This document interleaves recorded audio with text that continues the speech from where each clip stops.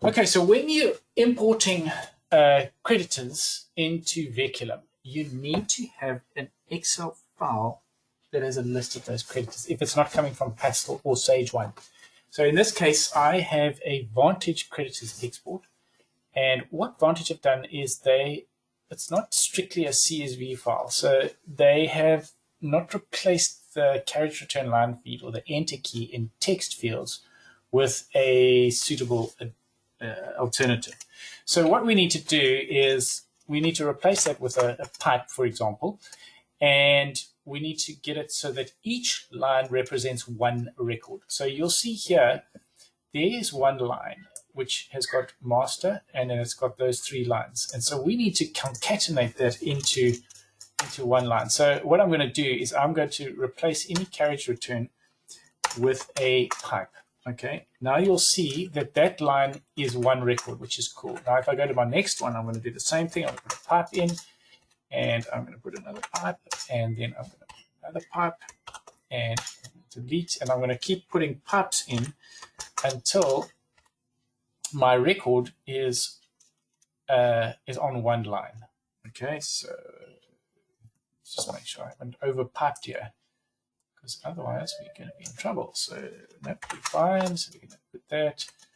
We're going to put another pipe in, and then we're going to put and another pipe, and one more pipe until we are okay. So then that records is all fine, and so I've got two records which are on each record is on their own line. And then we are going to do this one. Delete.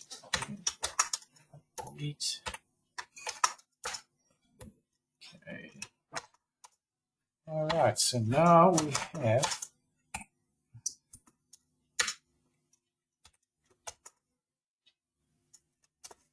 all our records on.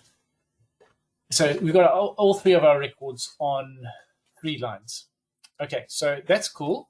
Now the next thing we need to do is we need to save this as a CSV file, because now it is it's a proper CSV file. Okay, so we're going to save this as a CSV. Okay. Then the next thing we need to do now that we've saved it as a CSV is open our trusty Excel, and we are going to convert this file from a CSV file to a we need to open a file. We need to convert it from a CSV file to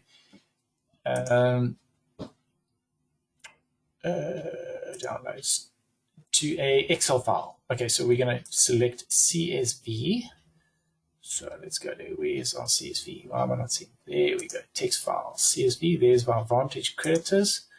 And we're going to open it. And now we are going to save it as file. Save as and let's call it, we're going to change that to an XLSX file. And we're going to say, there we go. All right, so we're going to save our Vantage Creditors. All right, so now we've got a format that we can import into Veculum. Now, what you need to do is you need to make sure that when you go into, let's go to our file manager, you've got a map of the Vantage imports. All right, so if you go info, then you should see two OR saved import maps. If you do not have that, then you must, in your data set, then you must go and you must import those manually from the shared data, import data, and you just click OK. Then it will import those two maps into there. Okay, so now we've got our maps. So now we can go into our tools, and we can say import from Excel. All right, and we are going to choose our suppliers. All right, so we're not going to create a new import. We're going to use the suppliers import. We click next. We are going to pick our Excel file from our downloads, and we are going to say Vantage Creditors. All right, we start importing at row 1, not at row 2, because in this file there's no headers. If there were headers, then you would start at row 2. Okay, and we're going to import all the rows. Now, this is quite a critical one that you have to select. You're going to replace the pipes with the carriage return line feed. We've already selected our suppliers table, so we don't have to change that. All right. So we click next.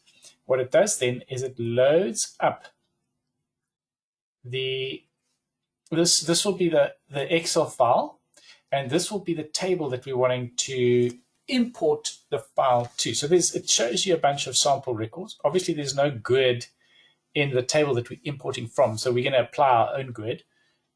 There's a pastel supply number, which we've used from column C. So there's Vantage is account number. So we're going to import C to C. And there's the file name or the data supply name, and then we are going to import that to that name. And so we've preset up all these already, and it will import the correct data to the correct field. Obviously, if the person entered nonsense data into like a street address or something like that, or the postal address, then that's obviously going to come through. So you'll see that they've put a VAT number in the postal address, and that will just come through to the supplier's postal address, and they will just have to clean that up when they have a chance. All right, so now we click import, and we are not going to bother to save our import format. And there we go. Now it's imported. So now if we go across to our suppliers, you will see that it's imported those. Obviously, it's created its own stock, and it will have imported our 3 records that we imported. Now you'll see that in this case there might be some records that need to be cleaned up. So here we've got 3 suppliers: one for consumables, one for paint, and one for parts. So we could